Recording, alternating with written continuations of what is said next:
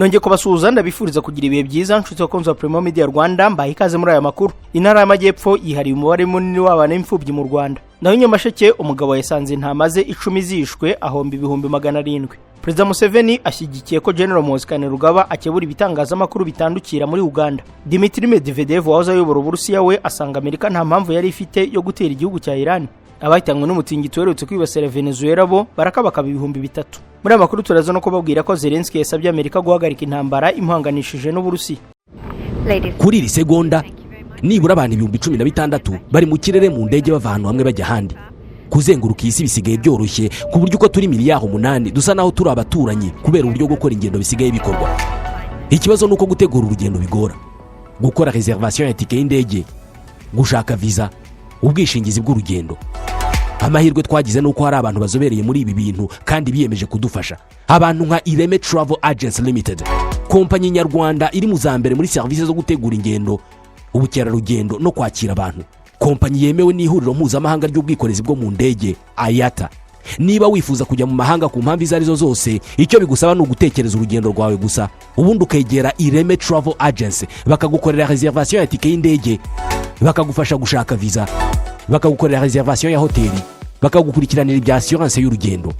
Iyo uturutse mu mahanga cyangwa se ujyayo bagufata ku kibuga cy'indege ku giciro cya 50% cy'abandi babikorera. Ku bantu bari kure kandi bashobora kwishyura hakoreshejwe ikoranabuhanga online payment. Tuguha link ubundi ukishyura.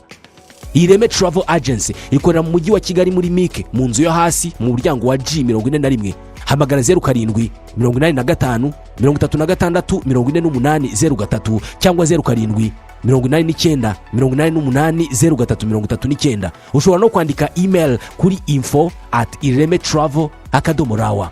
Wanasura urubuga rwa internet wa@iremetravel.rawa. Mwiriwe boss. Mwiriwe. Nitwa Karangwa ndi umukomisiyoneri hano muri quartier. Karangwa biteze. Ni byiza ni byiza. Nakomeje kubabona mutembera hano mwaba mushaka ikibanza cyo kugura inzu yo kugura cyangwa gukodesha.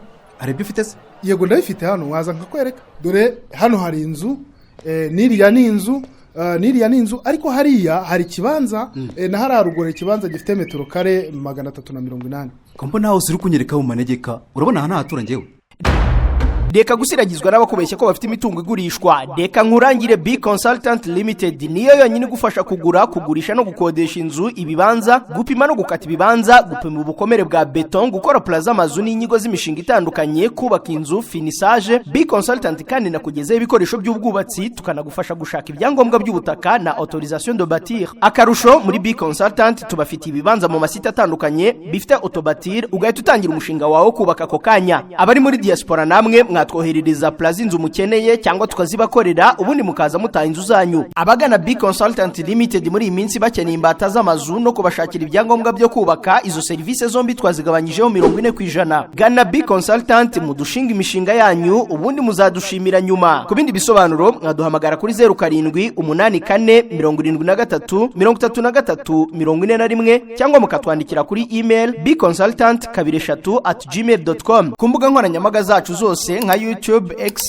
TikTok, Instagram, Facebook, LinkedIn, hose ni B Consultant Limited. B Consultant dukorera mu mujyi wa Kigali ahitwa Norvege. Dukora n'ubunyamwuga n'ubunyangamugayo. Ikaze muri amakuru arambuye duhere kuri Zambia yagaragaje ko intambwe y'u Rwanda ari isomo kuri Afrika. Guverinoma Zambia yagaragaje ko iterambere u Rwanda rwagezeho nyuma y'amateka mabi rwanyuzemo riyitera ishema, ariko kandi igasanga ari n'isomo ku mugabane wa Afrika ugifite urugendo runini rwo kubaka ubukungu bwawo. Mu birori byo kwifatanya n'u Rwanda mu kwizihiza imyaka 32 rumaze rwibohoye byabereye mu mujyi wa Lusaka, guverinoma ya Zambia yari ihagarariwe n'umunyamabanga uhoraho muri Minisiteri y'Urubyiruko, Siporo n'Ubuhanzi Kangwa Chileshe, wavuze ko urugendo u Rwanda rwanyuzemo nyuma ya Jenoside yakorewe Abatutsi ari isomo rikomeye kuri bo no ku mugabane wa Afrika. Mu izina rya Perezida wa Zambia Hakainde Hichilema, Kangwa yashimye guverinoma y'u Rwanda n'abanyarwanda ku ntambwe bagezeho mu kubaka igihugu. Ati kwibohora ni ikimenyetso gikomeye cy'ubudacogora no kunga ubumwe. Zambia isanga impinduka zidasanzwe u Rwanda rwagezeho ziteye ishema. Kuva ku kwiyomora ibikomere nyuma y'ibibazo rwanyuzemo kugera ku iterambere rirambye ni urugendo rw'isomo ku mugabane wa Afrika. Yakomeje avuga ko ibihugu byombi bisanzwe bifitanye umubano mwiza ushingiye ku kubahana no gukorana kandi kuzakomeza kwaguka. Ambasaderi w'u Rwanda muri Zambia Bugingo Emmanuel yavuze ko kwibohora ari umunsi wo kuzirikana abagabo n'abagore bitanze bakabohora igihugu bagashyiraho umusingi w'umwe n'ubwiyunge byaganishije ku iterambere. Yagaragaje ko u Rwanda nyuma ya jenoside yakorewe abatutsi mu 1994 ubukungu bwarwo bwari hasi hashoboka, ariko kuri ubu rukaba ruri mu bihugu bifite ubukungu buri kwihuta ku mugabane wa Afurika bitewe n'amavugurura yakozwe, iterambere ry'urwego rwa serivisi n'ishoramari rituruka ku mahanga. Ambasaderi Bugingo kandi yashimye guverinoma n'abaturage ba Zambia uburyo babanira neza abanyarwanda bariyo, ashimangira ko imikoranire izakomeza kwaguka. Yahaye abo banyarwanda umukoro wo gukomeza kurangwa n'indangagaciro zirimo gukunda umurimo, ubumwe no gukomeza guhesha mu Rwanda. Na intara y'Amajyepfo yihariye umubare munini w'abana b'imfubyi mu Rwanda. Ubushakashatsi ku buzima n'imibereho by'abaturage mu Rwanda bwa 2026 baragaragaza ko intara y'Amajyepfo ari ifite igipimo kiri hejuru cy'abana bari munsi y'imyaka 18 b'imfubyi ku babyeyi bombi ugereranije n'izindi ntara z'igihugu. Ubwo bushakashatsi bwakozwe n'ikigo cy'igihugu cy'ibarurishamibare ku bufatanye na Minisiteri y'Ubuzima bwashyizwe ahagaragara tariki ya 30 z'ukwezi gushize. Mu gihugu hose bwakorewe ku bana 25,227 bari munsi y'imyaka 18, bugaragaza ko 0.2% muri bo ari imfubyi ku babyeyi bombi. Mu ntara y'Amajyepfo ubushakashatsi bwakorewe ku bana 5,755 muri bo 0.4% bugaragaza ko ari imfubyi ku babyeyi bombi, kikaba aricyo gipimo kiri hejuru kurusha izindi ntara. Mu ntara y'Amajyaruguru ubushakashatsi bwakorewe ku bana 3,585 busanga imfubyi ku babyeyi bombi zingana na 0.3% by'abo bana bose. Mu mujyi wa Kigali ubushakashatsi bwakorewe ku bana 2,972 busanga uza ku mwanya wa gatatu mu kugira abana b'imfubyi benshi ku babyeyi bombi bangana na 0.2%. Uburengerazuba n'uburasirazuba banganyijanisha, kuko mu burengerazuba no mu burasirazuba abana b'imfubyi ari 0.1%. Nubwo imibare ihagaze gutya, nta sesengura riragaragaza impamvu yabyo, ahubwo ubushakashatsi bugamije kugaragaza ishusho y'uko ibintu bihagaze kugira ngo bifashe mu igenamigambi ndetse no gufata ibyemezo. Mu makuru avugwa mu turere i Huye, abarokotse jenoside barifuza ko Rwamucyo yafungwa burundu. Abarokotse jenoside yakorewe abatutsi mu 1994 mu karere ka Huye batangaje ko batishimiye uko Dr Rwamucyo Eugene uri kujurira ku byaha bya jenoside yakorewe abatutsi yahamijwe n'urukiko rwa Rwanda rwa Paris ari kwitwara, ahakana uruhare rwe muri jenoside. Ibi babigarutseho ubwo basurwaga n'itsinda ry'abanyamakuru bakurikiranira hafi inkuru z'ubutabera babarizwa mu muryango w'abanyamakuru baharanira amahoro Pax Press. Dr Rwamucyo Eugene ni umunyarwanda uba mu gihugu cy'Ubufaransa uhamijwe ibyaha bya jenoside yakorewe abatutsi. Dr Rwamucyo amateka ya jenoside mu mujyi wa Butare no mu nkengero zawo amuvuga nk'umuntu wari ufite ibikorwa by'ubugome byatumye yitwa Dr Katapila, kuko yicishije abatutsi benshi mu cyahoze ari komine Gishamvu na komine y'umujyi ya Ngoma. Umwe mu barokotse jenoside utuye muri uriya murenge wa Gishamvu yabwiye ikinyamakuru Igihe ko hari uburyo abateguye jenoside muri kariya gace bari baratoje abicanyi ku buryo bwo gufata abantu bakabaca imitsi y'amaguru no kudutsinsino n'amavi maze bakabareka ngo bazapfe bitinze, ari nabo Rwamucyo ngo yagiye ataba bakiri bazima. Ati intera hamwe bari barazigishije gutema imitsi y'ibirenge ngo abantu bananirwe guhunga, kwishakira icyo barya n'ibindi, noneho kandi bazapfe nabi. Aha niho wasangaga abantu ahiciwe abantu batewe grenade cyangwa barashwe amasasu n'ibindi. Noneho imashini Caterpillar yari yazanywe na Dr Rwamucyo igacukura ibyobo igakukumba bishwe bakivanze n'abagihumeka bose kabahamba. Uyu mubyeyi yavuze ko bababazwa no kumva Dr Rwamucyo yagize nkana mu bintazi, ndetse akanavuga ko yumva igihano yari yarahawe ari gito kuko yifuza ko yanishwe igihano cya burundu. Mu kwiregura Dr Rwamucyo we avuga ko nk'umuntu wari ushinzwe ibikorwa by'ubuzima n'isuku, ikoreshwa ry'imashini mu guhamba abantu byari uburyo bw'ubutabazi kugira ngo byihute, kugira ngo abantu bataguma ku misozi bikaba byateza ibindi byorezo mu baturage. Agahakana ko hari abantu bahambwa bakiri bazima. Umunyamabanga nshingwabikorwa w'umurenge wa Gishamvu Niyibizi Boniface yavuze ko kumenyesha abarokotse jenoside amakuru y'ababahemukiye nuko bari kuburanishwa mu bihugu baherereyemo bya kure ari ikintu cyiza kuko bituma baruhuka imitima. Yakomeje avuga ko ubuyobozi bufite intego yo gukomeza kurinda amateka ya jenoside yakorewe abatutsi arushaho kubikwa mu buryo bw'ikoranabuhanga kugira ngo atazibagirana. Mu karere ka Nyanza, nyuma y'amakosa y'abavuzweho, abanyerondo biyemeje gukora kinyamwuga. Abanyerondo bamaze igihe bavugwaho imyitwarire idahwitse mu murenge wa Busasamana mu karere ka Nyanza bagaragaje ko bagiye kwikosora nyuma y'ubumenyi bongerewe na polisi y'u Rwanda muri gahunda igamije kubafasha gutandukana n'ibikorwa bihungabanya umutekano aho kuwurinda. Abaturage muri uwo murenge bavuga ko hari abanyerondo bagenda barangwa n'imyitwarire idahwitse irimo gusinda bari ku kazi, gukoresha nabi ububasha bahawe no gufata nabi abaturage, bigatuma bamwe batakarizwa icyizere. Niyonshuti Innocent avuga ko hari igihe abanyerondo bagaragara banywa inzoga mu masaha y'akazi bikarangira banacyamiranye cyangwa bagahotera abaturage. Niyo Gisubizo Narcisse nawe avuga ko ari abanyerondo bajyaga mu irondo bafite imyitwarire mibi ku buryo bageraga ku mwambaro bakawufata nk'ububasha bwo gukandamiza abaturage. Nyuma y'ibiganiro bahawe na polisi n'izindi nzego, abanyerondo bavuga ko basobanukiwe neza ko inshingano zabo ari ukurinda abaturage no kubakorera mu mucyo. Nsanzimfura Etienne, umwe mu banyerondo mu murenge wa Busasamana, yavuze ko inyigisho bahawe zigiye kubafasha kwisuzuma no gukosora amakosa. Ati twamenye ko kuba abanyerondo bisaba ubunyamwuga, ubunyangamugayo no kubaha abaturage.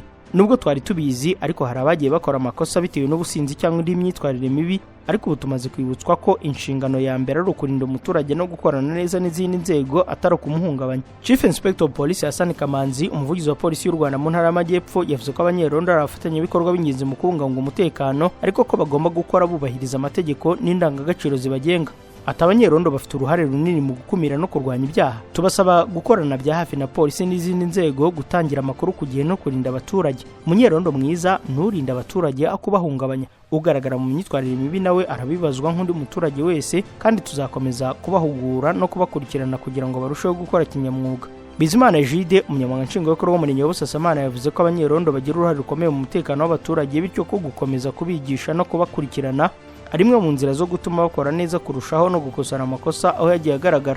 Abanyerondo bavuga ko biyemeje guhindura isura y'akazi kabo, bakarangwa n'ubunyamwuga, gukorera mu mucyo no kubaha abaturage kugira ngo bakomeze kuba umusingi ukomeye mu kubungabunga umutekano n'iterambere ry'igihugu. Mu karere ka Nyamasheke ho yasanze intama z'icumi zishwe ahomba 700,000 by'amafaranga y'u Rwanda. Nkusi Zakari w'imyaka 58 mu mudugudu wa Mitanga mu kagari ka Karengera mu murenge wa Kirimbi mu karere ka Nyamasheke arataka igihombo yatewe no gusanga abataramenyekana bamwiciye intama 10 zirimo enye zihaka. Avuga ko izo ntama zose zishwe zari zifite agaciro k'700,000 by'amafaranga y'u Rwanda, akaba asigaye iheruheru aho asaba ubuyobozi n'inzego z'umutekano kumukurikiranira iki kibazo akamenyekana bamwiciye amatungo bakabiryozwa. Nkusi yabwiye Imvaho Nshya ko izo ntama yazororeraga mu kiraro kiri mu isambu ye iri ahitwa Runuka mu mudugudu wa Gisenyi mu kagari ka Karengera, mu gihe watuye mu mudugudu wa Mitanga. Ahagana isaa moya z'ijoro ngo yaratashye asiga izo ntama zororerwaga hamwe n'inka, agarutse mu rukerera asanga nta tungo na rimwe riri mu kiraro. Ati nahageze mu saa 10 z'igitondo mbura itungo na rimwe mu kiraro. Naretse buracya ntangira kureba ibinono byaho zanyuze, ngeze ku musozi witwa Kagano mu mudugudu wa Rumumba mu mashyamba y'abaturage, mbona intama ya mbere bayiteye icyuma mu nda yapfuye. Avuga ko yese atabaza abaturanyi bamufasha gushakisha muri ayo mashyamba, abona izindi 8 zishwe kimwe n'iyo, inka zatataniye muri ayo mashyamba n'izindi ntamenye ziri kumwe n'izo.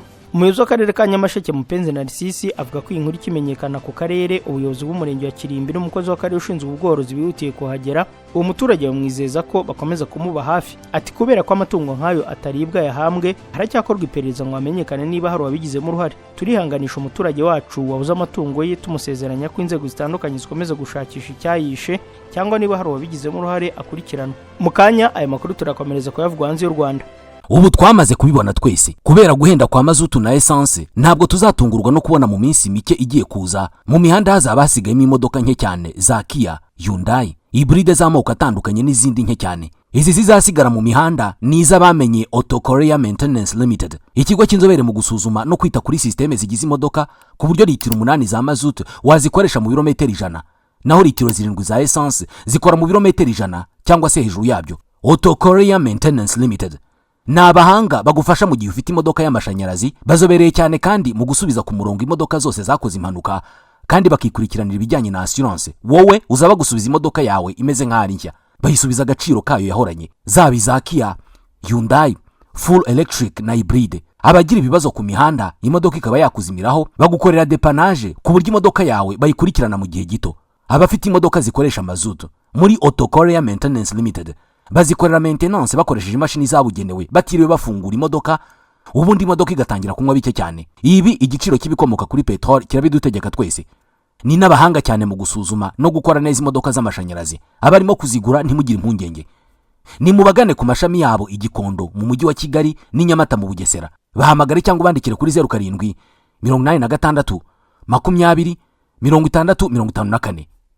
Auto Korea Maintenance Limited niyo makiriro imodoka zacu zisigaranye. Buri gihe uko usoje imirimo, iyo nta gahunda z'umuryango zihutirwa zigutegereje mu rugo, wifuza kuruhura ubwonko no kuganira nabo mwungurana ibitekerezo ku kazi kawe cyangwa ku iterambere ry'ubuzima, nguhitiyemo kwa Jados Bar Restaurant and Coffee. Aha niho hantu hatuje kandi hari smart, kuko baguha serivisi za 5 stars, waba wifuza kuhafatira amafunguro ku manywa, kuhakoreshereza komandi kagusanga iwawe mu rugo, ku kazi kawe ndetse n'ahandi waba uherereye, cyangwa kuhasangirira n'abawe icyo kunywa yaba ibisembuye n'ibidasembuye. Ngaha hantu hari smart mu mujyi wa Kigali Kigali. Kwa Shadows Bar Restaurant and Coffee bafite aho mwaganirira hatuje mwifuza gukora inama zaba iz'akazi, inama y'ubukwe, aho mwakwiyakirira muvuye gusezerana. Bafite ahantu hatuje hisanzuye kubifuriza abanyi isabukuru nziza n'ibindi birori. Bafite sale z'imyidagaduro harimo aho berekanira imipira yose by'umwihariko yo ku mugabane w'Uburayi, aho gukinira biyari kandi zirenze imwe, ndetse n'abakunda gususuruka bafite bande ya karaoke n'igisope buri weekend. Bafite umwihariko w'akabyiniro night club. Shadows Bar Restaurant and Coffee Shop ni ku Gisozi ujya Beretwari ahegeranye n'icyapa cya bisi zijya mu mujyi. Bafite n'andi mashami hafi ya gari y'Abatsinda ndetse n'i Kanombe mu Busanza. Kubifuza ko serivisi zacu zibasangaho muri mwaduhamagara kuri 0788 35 11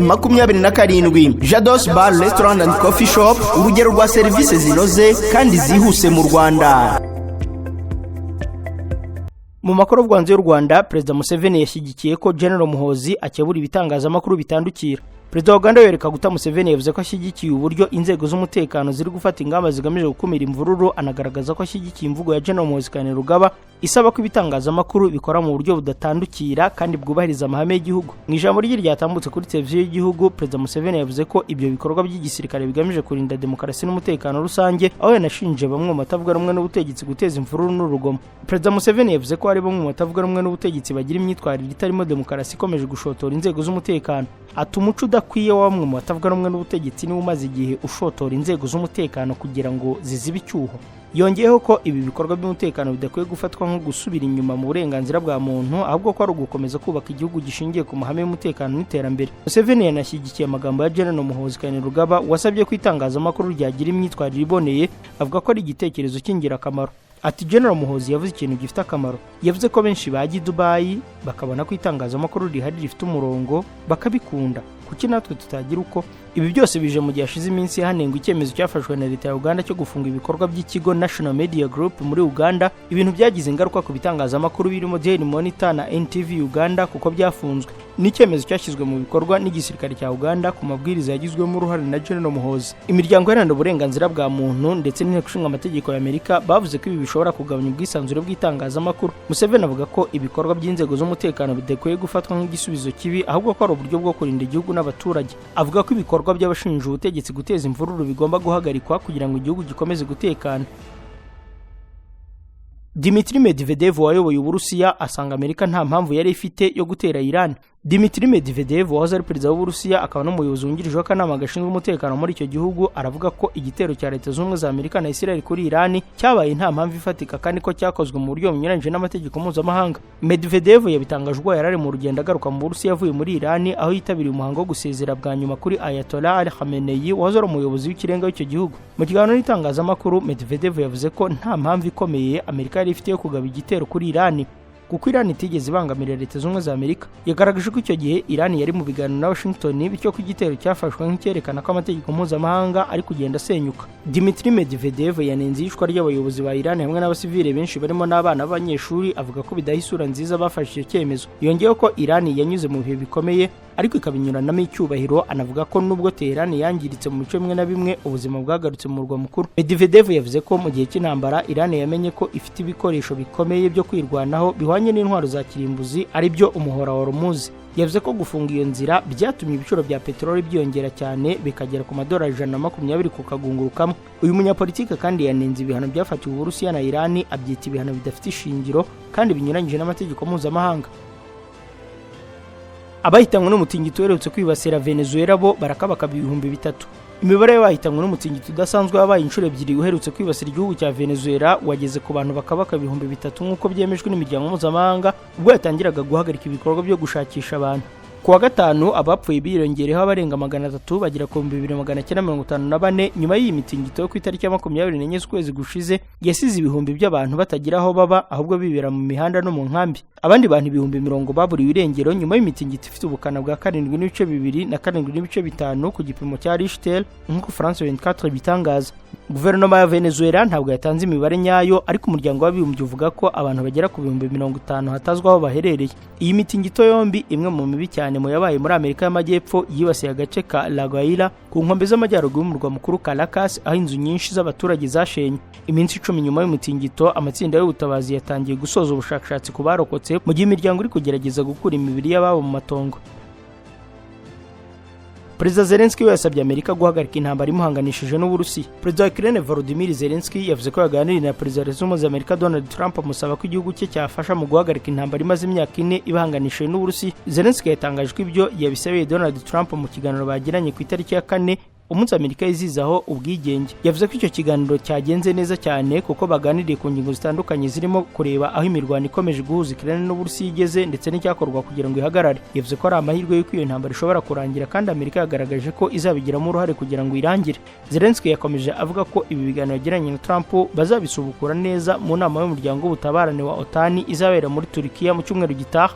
Zelensky yakomeje avuga ko ibi biganiro yagiranye na Trump bazabisubukura neza mu nama y'umuryango w'ubutabarane uhuriweho na Amerika n'Uburayi OTAN izabera muri Turkiya muri iki cyumweru. Uyu muyobozi yongeye gushimira Amerika ku bufasha yahaye igihugu ayoboye mu ntambara bahanganyemo n'Uburusiya. Nshuti bakunze wa Primo Media Rwanda, inkuru Zelensky utakambira Amerika kugira ngo ihagarike intambara bahanganyemo n'Uburusiya niyo dusoreje aya makuru. Reka mbashimire kwa mwana mudukurikiye, bararike komeza korera ibindi biganiro bikuru urubuga mugira amahoro. Uyu mujyi kurimo amaduka menshi agurisha amatelefone, ndakura iryizeye nguramo iPhone kandi bakampa garanti. Niba nawe wibaza ikibazo nk'iki, sigaho kubunza imitima wirirwa ushakisha kuko Future Mobile Store niwo mwihariko wacu. Uhereye ku mafaranga 150 gusa, iri duka riraguha telefone zigezweho za Samsung na iPhone n'ama accessoires yazo nka charger, screen protector, cover, écouteurs, speaker ndetse n'ibindi. Kuva kuri iPhone XR kugeza kuri iPhone 17 Pro Max na Samsung Galaxy 05 kugeza kuri Samsung Galaxy S25 Ultra na Fold 7 zose nshyashya kandi ku giciro gisa n'icy'uruganda urazisanga muri Future Mobile Store. Ushaka guhindura telefone ya iPhone cyangwa Samsung ufite ukagendana nigezweho ibizwi nka top up,